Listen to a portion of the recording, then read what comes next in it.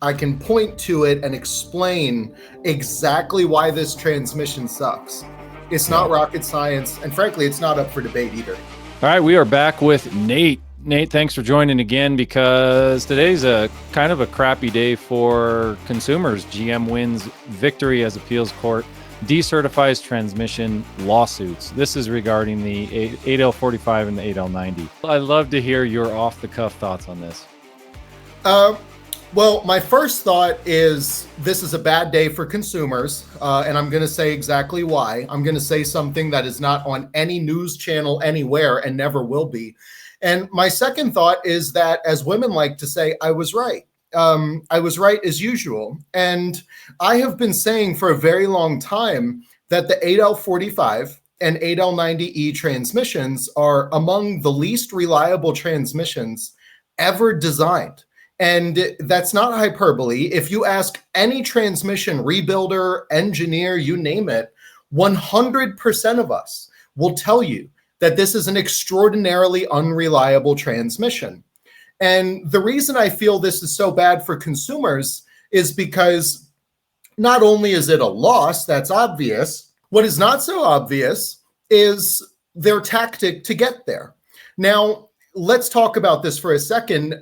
If something is in the appellate court system, that means it is in appeal, okay? If you appeal something, it's because you lost. Nobody appeals a ruling when they won. Nobody has a reason to do that. That's unreasonable. When you won, you take your ball, you go home. General Motors took this to the appeals court because they already lost in a lower court, and they did not want to make those customers whole. And so their strategy was to take this to a higher court and try to decertify class status. Now, I'm not a lawyer, but I do know a lot about the behavior of these OEMs. I'm an insider. I know exactly what they do. Strike the shepherd and the sheep scatter. What they're trying to do is decapitate the movement and make it a much smaller movement, even if there are more of them, because it's harder for them to then consolidate their resources. OEMs always try to do this with class action, Magnuson Moss, or consumer fraud, or any sort of tort claim. They always try to do this. What's unusual is that they won. The vast majority of class action lawsuits in this industry end as somebody paying the lawyers to go away and admitting no fault. Here's $100 million. I did nothing wrong. Okay, sure, you got paid, right? That's how it ends most of the time. It's very rare that they can successfully get something out of class status after a lower court already gave it to them. This is bad news. And frankly, no judge or person with availability of facts would think that this transmission is not inherently defective. It's crazy. It's a middle finger to consumers. Screw General Motors and screw Land Rover, in my opinion. Yeah, they say that the appeals in Cincinnati found too many differences among vehicle owners to justify having one judge oversee the litigation. What the heck does that even mean to the layman? It means, yeah, so it's a scam, and in my opinion, and let me tell you why. The only people in this lawsuit are people who have an 8L45 or 8L90 transmission that, in just using it like a normal person, had a premature failure that is, in their belief, unacceptable as a manufactured product. So what differences could there be?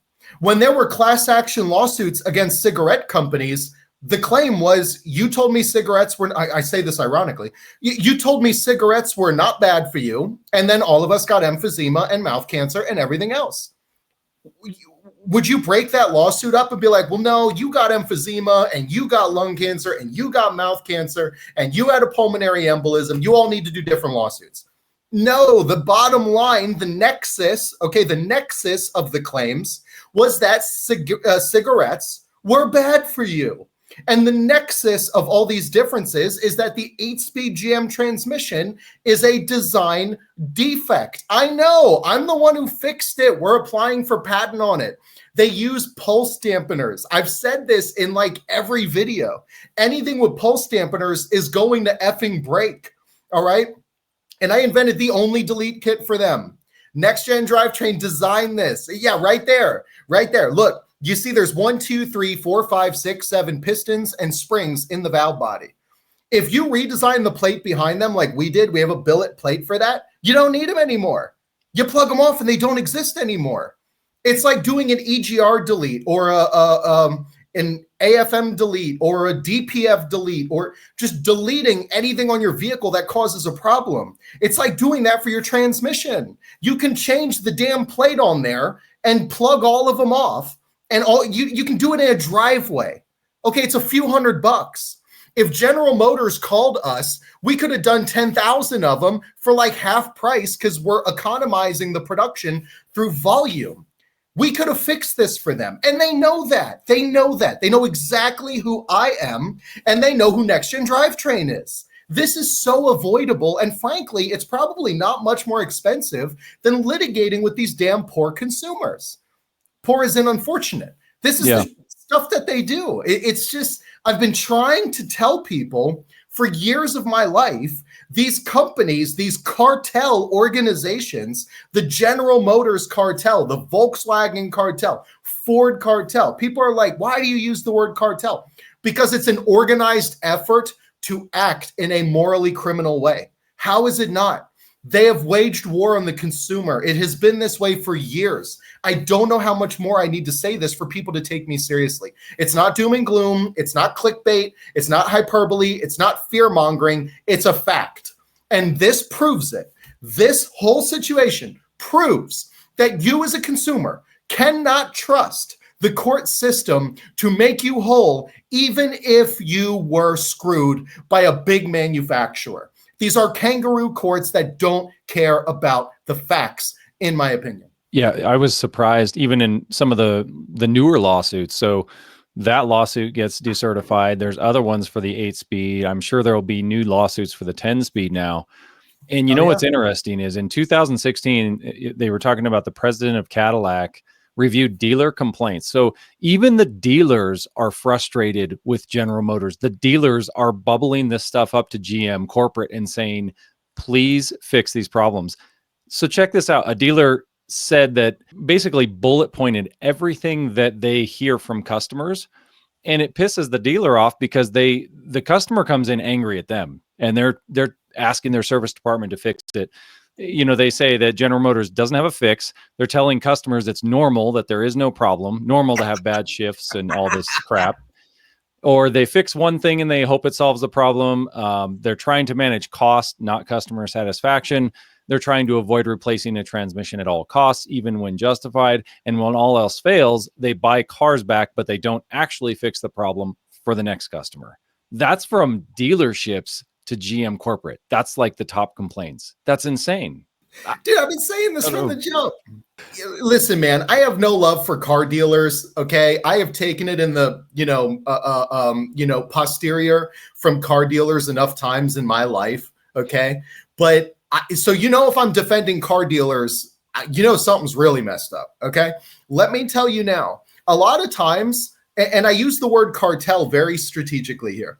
The reason these car dealers hate the OEMs is because the OEMs abuse them along with the customer and then make them be the front for it. So if these OEMs were Jeffrey Epstein, then these franchisees would be Ghislaine Maxwell. I don't dispute that she had been abused by him in some way over time. I don't doubt that. What I will say is that regardless of the reason, she was complicit in the criminal activity. That is what happens. These OEMs, I'm telling you, man, these OEMs hate dealerships and the dealerships hate them back. The OEMs do not care about their franchisees. They want them to be responsible for their mistakes. It's never going to stop. I've been saying this from day one. If you own a vehicle like this, perform the requisite reliability upgrades for it to not screw you over. And if you do not own a vehicle like this, lucky you. Yeah. They even had GM, they have quotes from, in the lawsuit, they have quotes from GM engineers saying that they didn't help themselves when they had an opportunity to, and that nobody knew how big this piece of crap was going to be. Like the engineers are on record saying this and nothing, and it still gets decertified in court. It's insane. You have every bit of evidence to move forward with this. It's not about but it's not about evidence. Okay. Yeah. It's about relationships. These OEMs are responsible for funding many of the campaigns of the people who appoint these people. There's a financial relationship. This is such an evil system. I'm telling you. Huh? What do you think's going to happen with, sorry to interrupt you. What do you think's going to happen with the 10 speed? Because I see, okay, the 8 speed this problem's been going on since 2014. You've got fixes for it and they never fixed it. And that's why you said in previous videos, you said, hey, they aren't going to fix this 10 speed either. It's going to, like, as a 10 speed customer, I just had a friend come over last night and they have a 2020 Yukon. They've gone through 2 transmissions already. And it's like, I think they've been under warranty, but the next one's not under warranty. And it's probably the valve body causing it. But yeah, I mean, do you think this is going to happen with the 10 speed too? They're just going to go to court and it's just going to get thrown out? Well, this is a really dangerous precedent because this shows that if they spin the roulette wheel enough times, they get to win no matter what. And if you lose spinning a roulette wheel and losing just means spinning again, then obviously there's no incentive to even try to be careful with your money because you're just going to win if you keep spinning the wheel. If your only options are you win and spin again, I'll put every penny on there. Yeah. I mean, this is such obvious BS. And I really hope that this doesn't happen with the 10 speed, but it probably will. And here's the worst part. The best case scenario is 8 years later. I mean, imagine having a 2014 being wrapped up in this tort claim 11 years later. And what are you going to get by the time they pay you? An Applebee's gift card? You can't trust the judiciary to save you. They're not going to do it. These companies have mastered the art of playing the game. There's only one way to rip them off the throne. Stop enforcing bad behavior with your money. If you give a kid candy every time they throw a tantrum, you're going to have a lot of tantrums and a lot of candy bills. This is not rocket science. Stop buying the darn cars.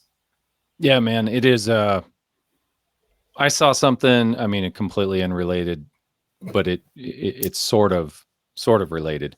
Saw something today on another YouTube channel. Ram building plastic control arms in the top of the suspension system. And Ram's making excuses of why these are better and stronger and cheaper for consumers. And you just look at this as like the industry's going to hell, man. It's done. It's over. Dude, I'm going to say the same thing for the 10,000th time. Don't buy a new car. Plastic suspension parts. Okay, that's awesome. This is my first time being exposed to that information. And, here's what's going to happen. They're going to suck. They're going to find some way to weasel out of it. And the cost of weaseling out of it is going to be an order of magnitude less than just doing it correctly. And the cycle will continue. Stop buying new cars. I am an automotive engineer. If I'm telling you not to buy a new car, you want to know something? New cars, we get to charge more for upgrades on new cars because they're usually more complicated upgrades. So I'm speaking against all of my own equities and incentives to say this. Don't buy a new car. It's never going to change. Until we all financially boycott these effing companies, it is not going to change. If you have a vehicle like this, find the reliability upgrades and be done. If you don't own a vehicle like this, do not buy one.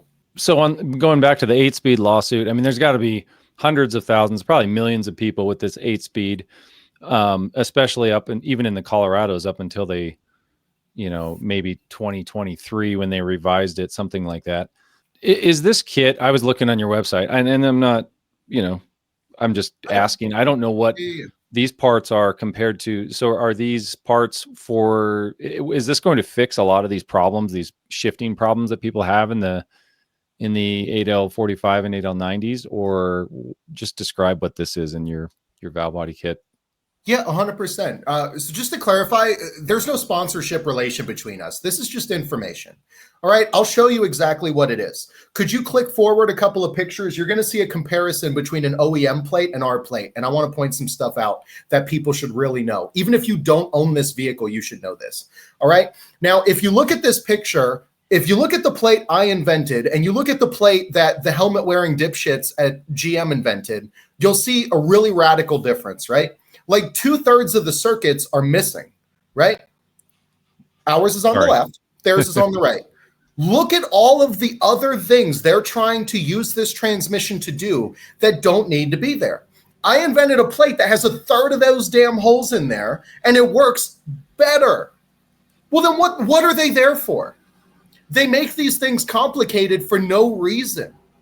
The number one problem in the 8L90 is quite literally this component right here. Those plugs that come with that kit replace those pistons. What those pistons do is they cycle back and forth very, very quickly anytime the vehicle is turned on, even if you're not shifting. And they wear out quickly. And I believe that they are there specifically so that the transmission fails prematurely. And you might be thinking, people are like, well, if they don't want to fix 2 of these under warranty, that's bad for their income. If they're fixing 2 under warranty, they're selling 10 out of warranty. It's a scam, in my opinion. So those pieces, these other pieces, it deletes the pulse dampener system. Yes. Okay, so they're basically problem. Okay, that's pretty cool. All these people talking about shudders, bangs, downshift clunks, rev flares, overheating. That is all of it right there. You can bolt it in your driveway. You can be pissed drunk and bolt that in your driveway in 45 minutes. Like, no, this is what's so frustrating. GM could have bought 10,000 of those things for a fraction of the price. If we had to run 10,000 of those plates and 70,000 of those pistons at once, we could have done it for a lot less. And they could have put them in every one, and people would have respected them, and they would have came back to the brand, and they would have done the right thing by consumers, and it probably would have been good karma for them in the future. But they said, no, I'm going to spin the roulette wheel again until I can stick it, until I can screw these guys harder. Yeah. Okay? I'm trying to keep it PG.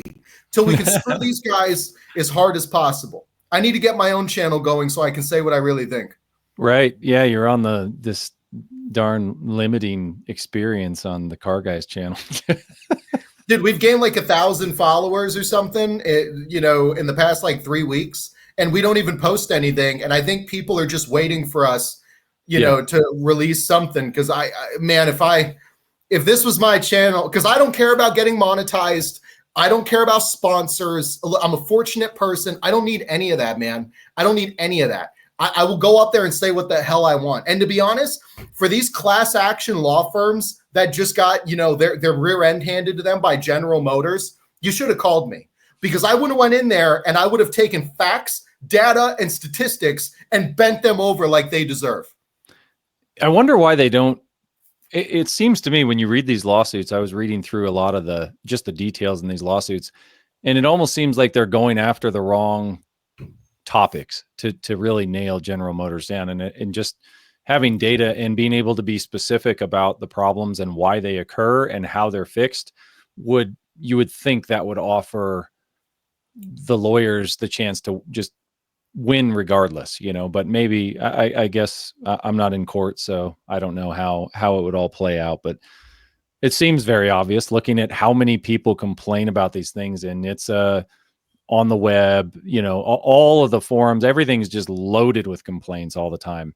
The reason these lawsuits come about is because of the NHTSA complaints and because of everything being bubbled up to corporate, and they still just continue to get away with it. It's just, like you said, don't buy the freaking cars when trucks, like, no matter how shiny and cool and nice they ride, at some point, the only behavior that changes what they're going to do is not buying the products and them losing sales. Because and if everybody says, hey, we don't want the quality problems, or if you buy something, just be prepared, like you said, to upgrade the parts. I told my friend yesterday that, his mom he's got this 2020 Yukon with those 2 transmissions that have died, and I'm assuming it's the 10 speed with probably needs a valve body upgrade, and she's going to be out of warranty soon. Who knows? Maybe I'll do that. I'll ask her if she wants to do the valve body upgrade, and then I'll video it. That'd be kind of fun. Man, listen, I have been saying from the jump, nearly 100%, not 100%, but nearly 100%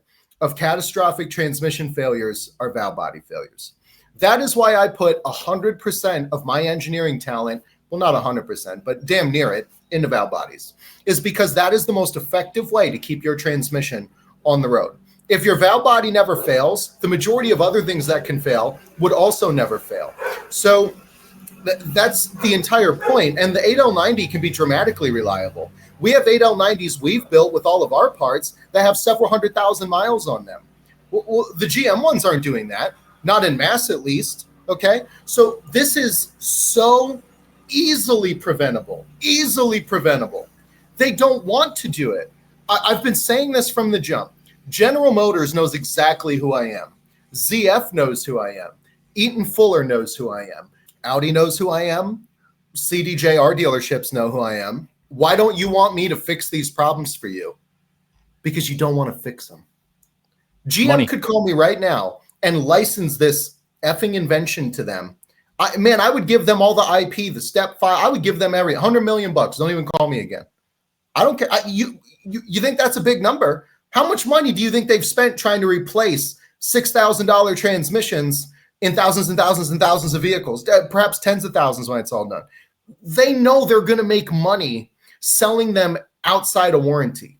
I'm telling you, Land Rover mentality. The moment the warranty's done, I'm going to milk you through service and repair. Milk. Yeah. This, like you said, this sets the precedent. I really hope this isn't how it ends up going from here on out, where now we don't even have class actions that can be dragged out and punish them. Because that is really the only, when you're talking numbers that big, like let's say they had to pay you $100 million or they had to pay $5 million for these lawyers, if they had to actually, if they won this lawsuit, probably cost them, I don't know, 5, 10, 20 million. I don't know what it's going to cost them. Not enough. Not enough to change the behavior. I want to know what the original judgment was. I want to know what the value of the original judgment was. That's what I'm curious about. Because how much money did you weasel your way out of? That's what I'm curious about. It's not going to change, man. It's not going to change. And if I owned a truck like this, I would be doing what these 10-speed folk are doing. I'd call my effing dealership and I'd be like, put this the hell in there or I'm joining this class action. Unfortunately, the issue is that joining the class action results in, if you win, they just relitigate until you lose. This is what's wrong with the court system whenever you're dealing with a massive company. For them, the options are simple. It's you win or spin again. There is no justice. And you look at, like you said, if they have a 9-7 vote and 9 of those people they've got stock in General Motors or whatever, they've got some connections with the EV battery plants, they're invested in all this stuff. And then you just follow the money and you find out, oh yeah, look at where they're invested and then how they voted. Of course. I've been saying this from the jump. You don't think General Motors is unwilling to reach out to these people through an intermediary and say, hey, we'd really like to, fund some commercials for you in favor of you and try to keep you appointed in the next administration. But we really need to talk about your policy perspectives on right to repair or Magnuson Moss. Of course they do.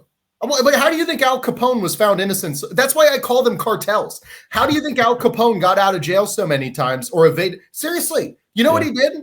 He would go find all the jurors and be like, man, it'd be a shame if somebody shot your house up, right? Yeah. These people have enough money to determine the outcome of elections.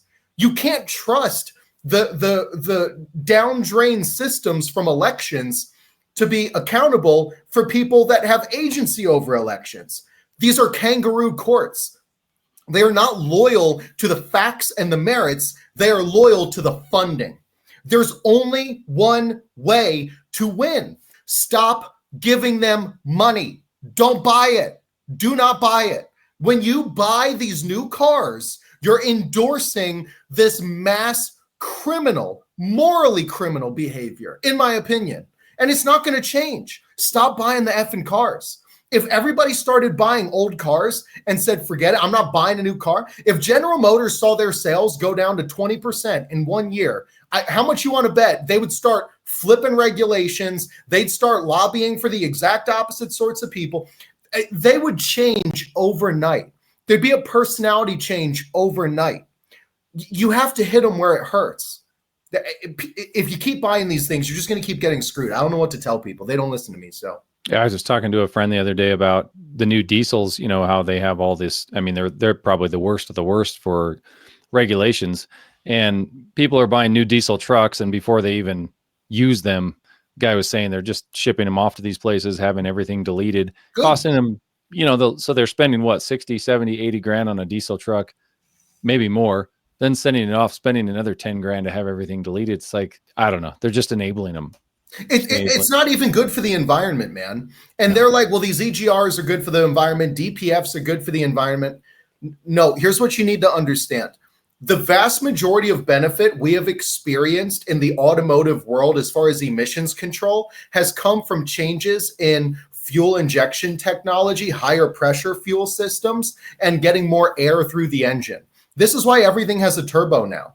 Okay, you don't need EGRs to keep the air clean. And let me explain this to you as well. I've seen statistics where they say, oh, well, the EGR cooler, the DPF, the oxidation catalyst, you know, the goat piss DEF system, whatever you want to call it, they're saving about 15% in net CO2 emissions by mass over the lifespan of the vehicle. You're also using 20% more fuel. Yeah. You go from 20 to 26 miles per gallon just taking the thing off the vehicle. You're gaining nothing. They're scams. How much you want to bet the companies that designed these things, the Bosch, all them idiots, okay? Borg Warner, all those cucks. Borg Warner, who has employees on the internet pretending they don't work at Borg Warner, saying NextGen stuff doesn't work because they supply transmission parts to General Motors. Contact us for photographic proof. I will show anybody, okay? They want to make more money. You could sell vehicles that don't have EGRs, don't have DPFs, don't have CATs, don't have oxidation catalysts, and don't have DEF systems, and the lifetime net CO2 emissions would be extremely similar. These are scams, and they love when they break because you go to the dealer and buy another one. And lastly, how good is it for the environment that we have millions and millions and millions of EGRs and DPFs and oxidation catalysts and catalytic converters and DEF systems piling up places that cannot be properly disposed of? Where do you think they go? They go to third world countries. Have you heard the phrase environmental justice? I think it's a BS phrase, but what do I know? I'm just an engineer. I don't know what I'm talking about. Where do you think they dump this stuff? Yeah. They dump them in third world countries. These countries with these poor, unfortunate, economically undeveloped, often black and brown people have millions of DPFs piling up in their country. Is that environmental justice? Is that the kind of garbage that Al Gore and Obama tried to sell to us? Of course not. It's a scam. Yeah. I'm trying to start an uprising of consumers who say, I'm done with these people. Please, I'm trying to help people. Look, I make more money. I'm being honest. I'm being completely honest. I make more money off parts for new cars than old ones because they're more complicated and expensive to design. I am speaking against my own income to say don't buy a new car. I make less money if you come to us with an older car. I'm being honest. Don't buy a new car. And if you do the reliability upgrades needed for it to be loyal to you and eliminate these garbage systems. Otherwise, we're done. And before the EPA comes after me because I'm advocating for deleting the emissions from your vehicle, yeah, I am. It's pretty sad. And there has to be, what's interesting to me out of the whole climate, this whole notion that CO2 is the boogeyman. It's not. And that's the premise of everything. It's like, just give yourself like a couple hours of research and tell yourself, wow, what the CO2 really the boogeyman? And that's the premise for every single regulation, all these changes. And it's just interesting to me that it doesn't matter what side of the political aisle they're on. Like this case, we have the Republicans voting for General Motors to decertify this. And then on the other hand, you've got the Democrats doing things, not inviting Tesla to EV summits, things like that. Like it doesn't matter what side of the aisle you're on. It's messed up. And people need to stop like playing team politics and actually it's like consumers versus everybody else. That's exactly what it is. Stop buying it. Stop reinforcing the behavior. Like the whole reason that NextGen drivetrain exists is because OEMs cannot figure out how to make a reliable vehicle. We sell reliability. That's why we're so successful as a company. That's why in 10 years we exploded. Instead of targeting, the high performance, the racing, obviously we do tons of that, but instead of targeting those people, we targeted normal people who just want a reliable car. I am trying to give 80s Lexus reliability to people with 2024, 25, 26, 10-speed garbage mobiles. That's a difficult task. And that has cost millions of dollars of money that I didn't start with. Okay. But I truly believe in this cause. And that's why I'm trying to get this information out to people. Stop buying new cars. They are out to get you. They don't respect you. And when people talk about safety, emissions, they're lying. What is safe about a car that it keeps you in the lane when you're not paying attention? And people will be like, well, wouldn't you rather that than them driving off the road? Let me tell you something. When you eliminate the incentive to do the right thing, why would you do it? Well, you don't think that there are people that know every penny they can get out of social benefit programs by not working? I mean, come on. I'm not saying it's everybody or even most people. I'm saying that there is a contingent that is becoming a critical mass of people who know how to game the game. These people know how to game the game. When you incentivize people to do the wrong thing, why are you surprised that they're doing it? This is common sense. It's not right. It's not left. It's not Republican. It's not Democrat. It's not black. It's not white. It's not Christian. It's not Muslim. It's not gay. It's not straight. It's common sense. Yeah. Well said, man. I don't know how much longer we could beat the dead horse, but it's frustrating. And I know you're frustrated. I'm frustrated with it. And yeah, I just hope I hope when it gets sent back, this gets bubbled back up. Maybe these videos will help bring more attention to it. I don't know. That's all we can do is try. I shouldn't be frustrated because these consumers getting told to go F themselves is probably going to result in a bunch of them saying, screw it, I'm just going to buy the damn thing for next. Like, I'm sure that's going to happen, but that's not the point. Like, we're busy enough, man. Like, it's not about that to me. I'm frustrated that I'm trying to give people information that would result in them not even needing to call us. That's how you know I'm being honest and I'm being principled. I am giving people advice that would make them not need to contact us. I'm trying to help people. Stop buying the things. Why would you? They have charged you to screw you. That's like hiring a hooker and then she pays you. What the hell is that? I'm being honest. Where's the lie? Look, I know it's funny, but truly, honestly, is there anything I said that isn't true? No, I don't think so. I'm sure someone will disagree in the comments. Not many. It'll be the flat earthers from one of the other videos. Show me how a magnet works, smart ass. Yeah. And to go back to the lawyers, like I don't want lawyers in anything. I deal with them in our HOA also. Like they just drag money out of everybody's pockets. But in this scenario, man, when the lawyers and the class actions are essentially not working, we're done. We're toast. No, I'm telling you, I've been saying this before this happened. This is really big news. My message is the exact same. The court system is not where you spank these people because for the $1 billion they made, they're going to give you 20 million back.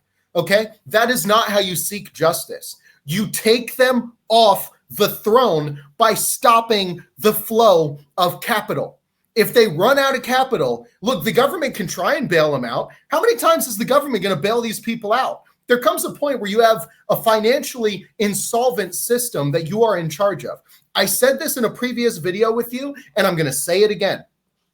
Ferrari is worth twice as much as a corporation as Ford. Yeah. How? Ford, Ferraris are expensive, but Ford must sell God knows how many times more cars. How is Ferrari worth twice the money? Because these automotive companies are not profitable. They're giant shit shows. The only reason luxury brands have a good return is because the market views them as luxury companies and luxury commodities rather than car companies.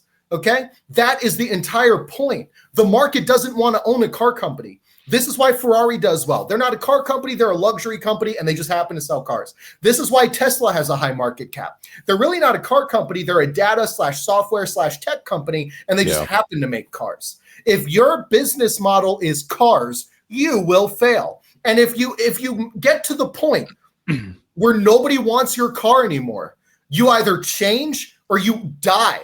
That is what these companies do. Why isn't Saab around anymore? No one wanted one. What happened to Yugo? No one wanted one. I mean, I don't know. What's another brand? Plymouth. Who in the hell wants to drive a Plymouth in 2025, even if the brand did come back? Why do you think Buick is becoming Electra? Because nobody wants to own one. It's a brand for 83-year-old bingo players that want a car imported from China. The whole brand is dead because no one wants one. Everybody needs to treat General Motors and Ford and Stellantis, all of them, the way they treated Saab and Plymouth. Give them what they deserve. It's not money. I agree, man. Well, thanks for coming on again. Appreciate it. Yeah, send all hate mail to NextGen Drivetrain corporate headquarters in Lancaster, Pennsylvania. Do attention legal division. Any cease and desist letter, hate mail, or other threats, please send them to the headquarters location, attention legal division. Thank you.